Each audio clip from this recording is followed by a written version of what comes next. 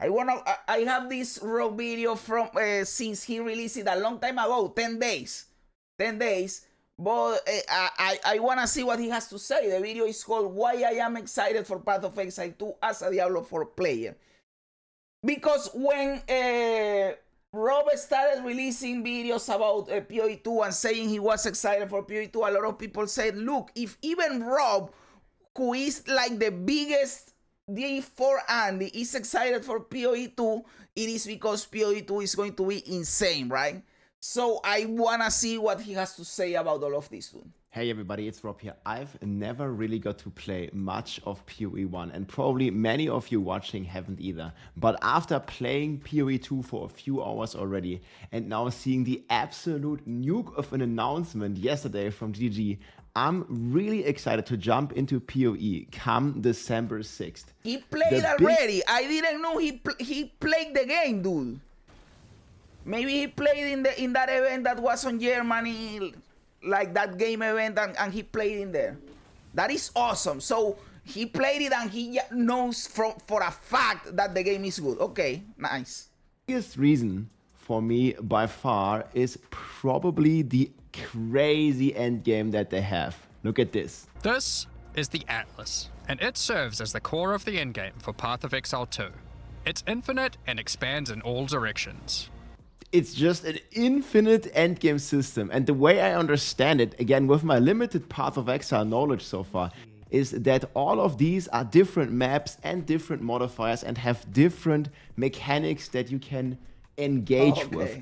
Also stacking up like some of the league mechanics that we've already seen and that have been fan favorites from Path of Exile 1. However, even as a newer player, the game is definitely going to be pretty complex, but it's not going to get that crazy hard to get into than PoE1. There is going to be I completely agree with this.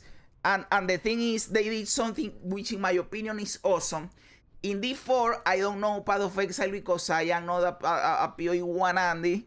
But in D4, for example, there is no actual skill to play the game. If you have the build and you have the gear, you clear things.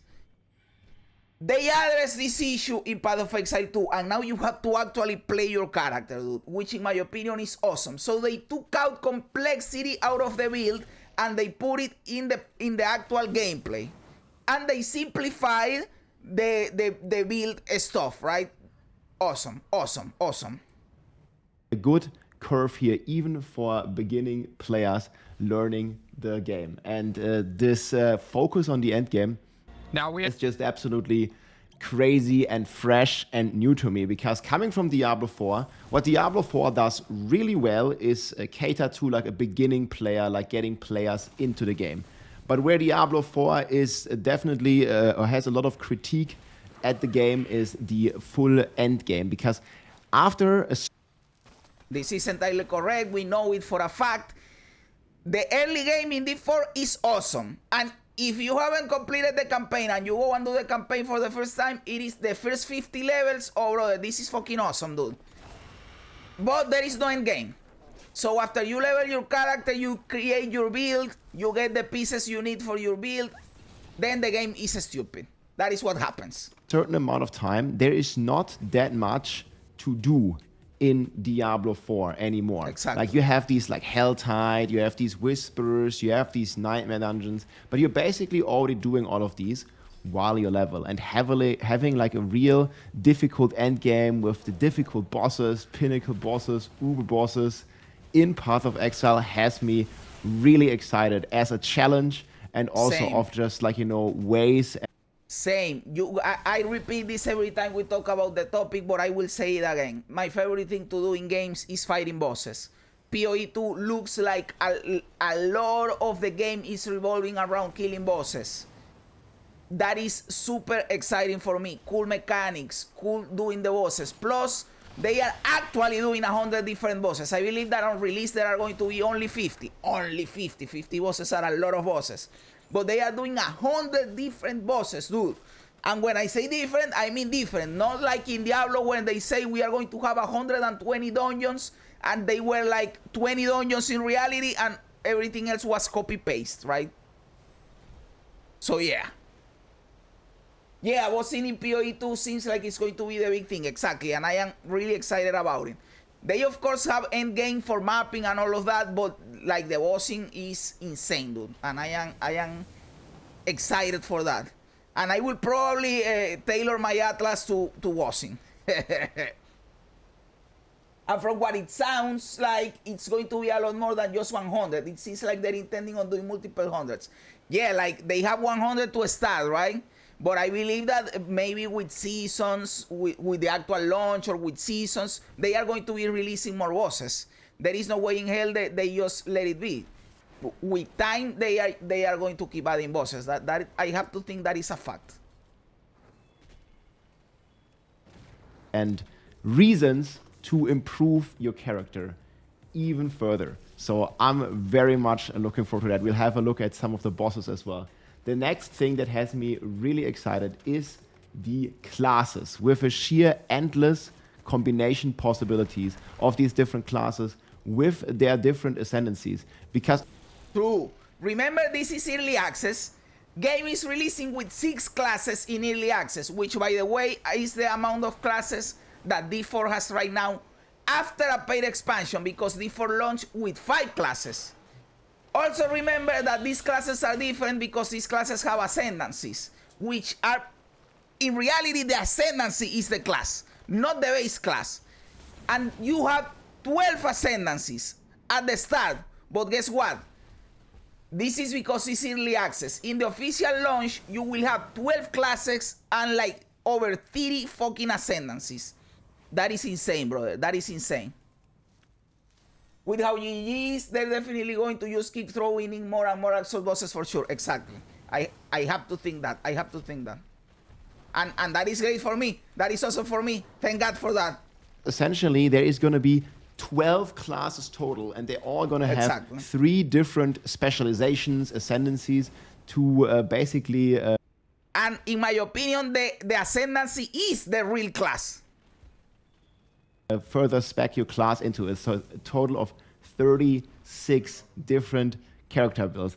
And the way that it works with the different skill gems and ascendancies that you have here is that you can basically have any skill on any class, and you can combine them all. So you can, if you want, you can probably play like a warrior with a bow, or with some bow specs if you really like. And these ascendancies, they basically allow you to fully like She can also transform into a literal demon. Look at this. This is That is one of the things that I want to play eventually. Like I am going to probably start with a warrior, but the demon form witch that you transform into a demon, I have to play that eventually. That is one of the coolest things they have coming, dude. Yeah, it's honestly kind of wild how D4 after an expansion still isn't as huge as PoE2 is in their beta. Yeah, brother, it is insane. Even in the amount of classes, dude, something as simple as that. And when you go into the amount of endgame, that is another conversation entirely. That is a whole nother level, dude. for example, the witch that is just casually transforming into She a can also succubus. transform into a literal demon. While in demon form, she takes an increasing amount of damage, but her cast speed and damage increase rapidly as well. Man, that looks so sick. So you can like That looks become this insane, like, you know, succubus character and be By the way, I said since the start of D4 that they should include a character like that in D4. D4, you fight literal demons. Can you tell me that you could have a class where you have like some kind of hybrid with a demon? And they did it, but they did it for the mercenary. Like in season 6 with the Vessel of Hatred, you got the little mercenary, which is a kid that is a demon too. That should be a class, brother. That should be a class that you play. But it is at least okay that you have it as a mercenary, because it is obvious you need something like that in D4. And PoE did it first than a Diablo game. What the fuck are you talking about, dude? become like a big offensive character and just have a ton of fun on all these different builds. And it's gonna be amazing to see all these classes and the, again, sheer endless possibilities, I think, that you can come up with. And then linking or seeing like all these different skills and skill gems that have already been here on some of the fan sites. There is basically unlimited amounts. They have hundreds and hundreds of different skills and support gems that all can interact with each other to basically make fully unique and obviously potentially broken build. This is still an early access version of the game, and the developers even said it, like, we can basically... By the way, a change that they bring in PoE 2, which in my opinion is an awesome change, is that you can only equip as a support gem once in the whole character. And that is awesome, because there were in PoE 2, in PoE 1, my understanding is that there are some support gems that are so good that you use it in multiple skills at the same time. That is kind of stupid, let's be honest. So only being able to use it in the whole build is cool, because if a support gem is insane, it doesn't matter. You will use it once, everybody will use it once, but you have to be careful on which skill you use it, which is cool. Yeah, some of the support gems were just that good. Exactly. So it is really good that now you can only use it once. You could say like, oh, the best way to do it is not design support gems that are that good. It is impossible to not do that, brother. Yeah, that would be ideal, but it is impossible. Let's be honest. Once people figure out what is the best thing, and there is always going to be one best thing, people are just going to use that. It is impossible to balance things so well that there is not a best thing. I have never seen a game that managed to do that. I play a lot of Dota 2, and Dota 2 is really good with balance. And really, really good, brother. You see at the highest level, you see all heroes being played. And there is still the best thing. It is impossible to not have the best thing, bro.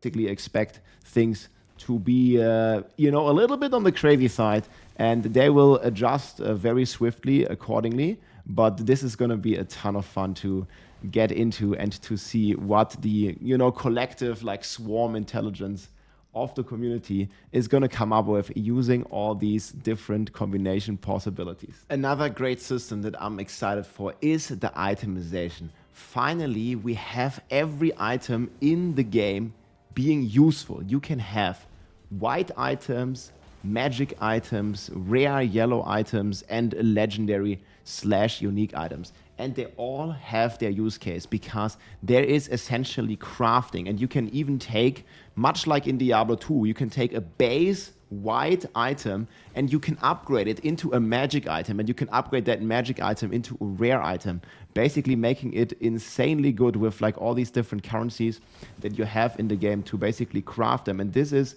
something that you're going to engage with. My question is, why would you start with a white item, the crafting process, and not start directly with a blue or a yellow item? Again, guys, I am a newbie to PoE, so this is a valid question. Maybe it is obvious for someone that plays the game, but to me it is a valid question. Like, why wouldn't you start the crafting process with an item that is already of a better quality? Maybe because it has some affixes that you can't change, and from a white item you can change them. I don't know. Right from the beginning with leveling, you also have a cool socket system to put runes, jewels into your items, and I think it's just amazing to see that finally we have every item in the game essentially being useful here. If you can craft it, you can just add a new modifiers, you can modify the item in a way, making it even crazier and like adding more affixes to it. So itemization is finally in a place where I would like it to be, with every item on the ground potentially being useful, even if it's something basic as a magic item. The next crazy thing here is the skill tree and the weapon specialization. Much like in Diablo 2, you actually have the option to have an alternative weapon, like a weapon switch. You just press a hotkey and your character switches weapon. And to take it a step further from Diablo 2, what GGG has done here in Path of Exile 2 is basically add a customizable option for your skill tree as well. Basically having two different... Which, by the way, not only is really good design, but in my opinion, it will be one of the things that will make builds broken. Like, I guarantee you that the best builds, at least 3 out of 5 or 4 out of 5 of the best builds are going to have weapon swaps. Like one weapon hits is the big hit, and another weapon is like a setup or something like that. Or weapons that one weapon is for the clearing of the map and one weapon is for the boss. But I guarantee you that the best builds will have weapon swaps.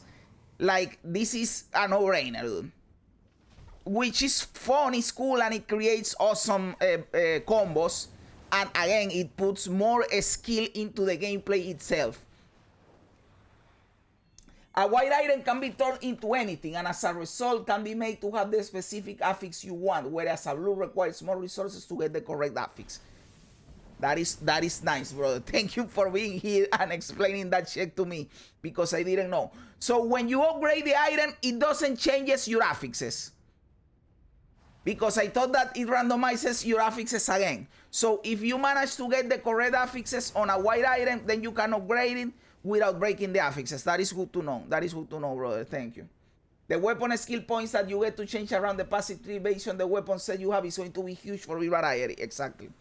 Exactly. It is going to be insane for real variety and for power and the situation you are in, to being able to adapt to the situations, right?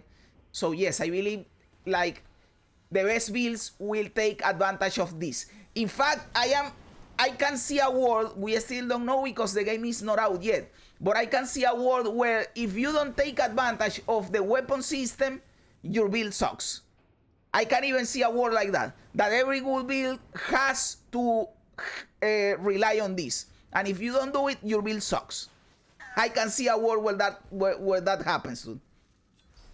Sets of weapons here that you can allocate points for in your skill tree. So you can have a staff that is focused on doing fire damage, and then you have, I don't know, a sword or whatever on the second swap here that is basically focused on doing lightning damage, and you can assign which skill points you want to be active with which weapon. So you can see as he swaps, another part of the skill tree right now, fire is active, and as he swaps his weapons, then another one of those skill trees becomes active and the fire one becomes inactive. So you can essentially use fire skills with one weapon, and then you can use, for example, lightning skills with the other weapon, allowing for even more character customization and just different ways to make a difference and theory craft with your character, plan your skills, and just have a ton of fun in this endless possibility. You can see that he's excited, brother. You can see that he's excited. And we all are. PoE2 is looking awesome, dude. Game, in a way. And by the way, I think that it is awesome that he is trying PoE2 and creating content for it, because he has a huge following of D4 people. So he can bring those people to PoE2, which is awesome. So I see his excitement about PoE2 as a great thing. The next thing here that they showed off is hard and meaningful boss content. And those bosses are not going to be known. They're all going to be a surprise. So very much looking forward to see the first people like beating down these uber ultra bosses, whatever they will be called in the game. But essentially being a big challenge. And this is something that has been a negative point for me from Diablo 4, pretty much right from like Season 1 or Season 2, where you had this awesome Lilith boss fight in Diablo 4. It is not awesome, brother. Let's be honest in here, Rob. The Lilith fight is not awesome. It is a stupid fight. And it is the only cool boss we have in the game. And it is the stupidest fight that I have ever seen in my life. Well, no. The other bosses in D4 are stupidest, let's be honest, bro. Or stupider. Man, the amount of variety with this game, I'm going to be a heavy advocate for people to not look up build guides and to use experiment. I agree with you completely. Like, at least the first time I play with each ascendancy, I will just do whatever the fuck I want. Like, after you know the game or whatever, you maybe try one top build that when people crack the game, and after you have fun with your own builds, you can, if you want to try one of the top builds and be really powerful, then you go and try it, right? But you already did your own experimenting. This will probably be the first game that I don't look up build guides. Brother, I remember that trying to play PoE 1 as a new player without a guide is basically impossible, dude. It is insane. And it used to mean something, you know, to be able to kill the Uber Lilith boss fight in Diablo 4. But after like more and more complaints out of some parts of the community, especially from a very, you know, casual player base that basically couldn't beat this like pinnacle Uber Lilith boss, they have nerfed the Lilith boss fight in Diablo many, many times. I think every season since launch, they have basically nerfed Uber Lilith up to the point where it's become a full joke, basically, to... It was always a joke, bro. That is the thing. It was hard to do because of the one-shot mechanics that were stupid, and the box, and you couldn't see the thing in the ground, and the hitbox of the spikes were stupid. But the fight itself was a joke. Lilith has always been a joke, dude. As a boss design. Do those bosses, and Lilith basically just dies in one shot when you just look at her. They removed some of her mechanics, they reduced her HP, there's a massive power creep, you know, for the basic average build, and pretty much every build in Diablo 4 in the endgame can just walk up to the uber pinnacle boss, Lilith, and just one-shot her. And that really gets boring. It takes away from the excitement, from the, you know, the way is the goal in ARPG. There is no, and Jonathan, the lead designer in PoE 2, said this exactly yesterday in the Caesaran interview. I saw that interview, it was awesome. He said that they want pinnacle bosses to be static because pinnacle bosses will be like a measuring stick, where you say, oh, if I kill this dude, so my build is this good, and you can compare yourself with other people. Like, if we all kill this dude, we are on the same level playing field, right? So Lilith is not like that. Lilith is not like that. You don't compare yourself with other people because you were able to kill Lilith. Everybody is able to kill Lilith. Like, it doesn't matter. Lilith is bullshit, right? So in PoE 2 we will have benchmarks that are static, and that is awesome because you will be able to compare yourself with other people. And to me, that I am competitive, that is awesome. And I am competitive sucking. It is not that I am competitive because I am good. I suck, but still I want to see how bad or how good I am compared to other people, right? Makes it easy to tell how powerful your build is to be able to compare who can kill which bosses. Exactly. That doesn't exist in D4. In D4, everyone can kill anything. You could say that the pit does that, but the Spiritborn completely fucked up the scale by being able to kill the 150 pit like nothing. It will also help to show you the weaknesses of your build if you can beat one boss but not another. Oh, that is true. I didn't think about that, and that is true. Because maybe different bosses have different weaknesses, and you have to tailor your build for each situation. Or to be able to beat them all, or whatever. Like, if a boss just dies in one shot, it's not memorable. You never will remember the Uber Lilith fight again as a newer player, because you just go up there on your, I don't know, a Hoda Barb, and you do one Hoda, and Lilith is dead. So that's not really a meaningful fight anymore.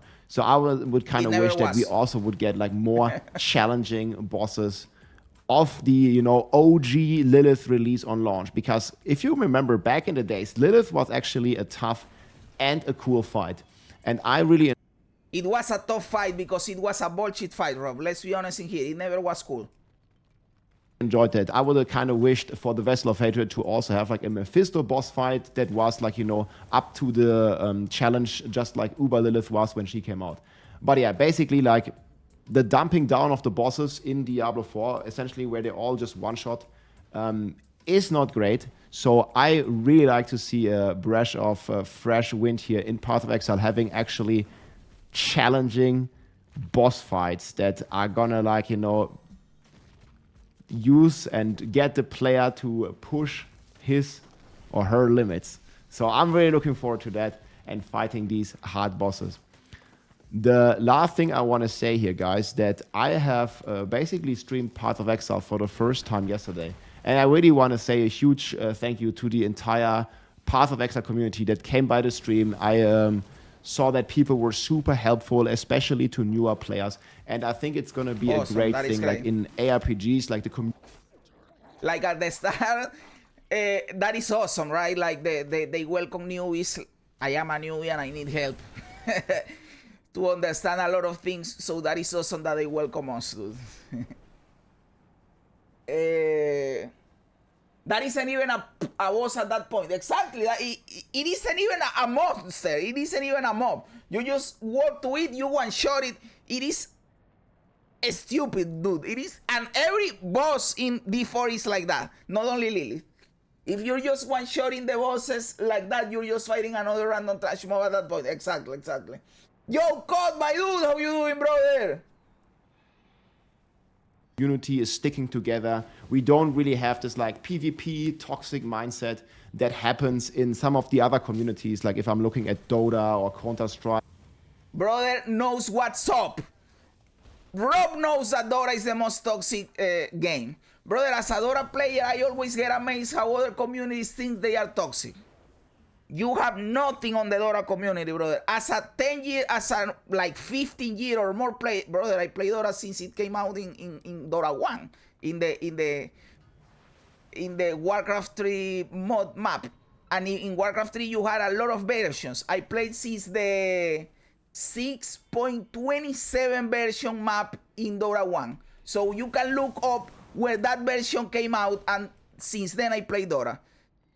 That is the most toxic community. After playing Dota for that long, every other community that I have joined in any game is like, and people say, oh, you guys are toxic. You guys are not toxic. You guys are awesome. After you play Dota, every community is not toxic, dude. Imagine that. Every community is sunshine after you play fucking Dota, dude.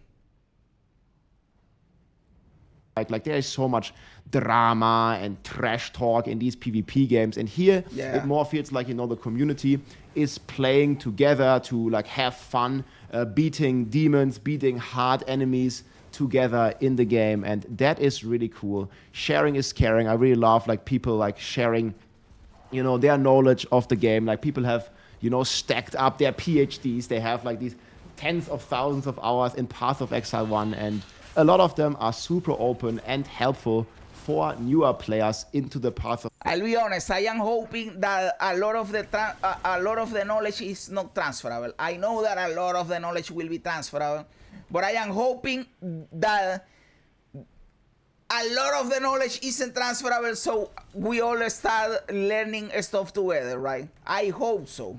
I know I know for a fact a lot of things won't be transferable because we have, if you suck at dodging the boss skill, you suck at dodging the boss skill, you know. That isn't something you can transfer.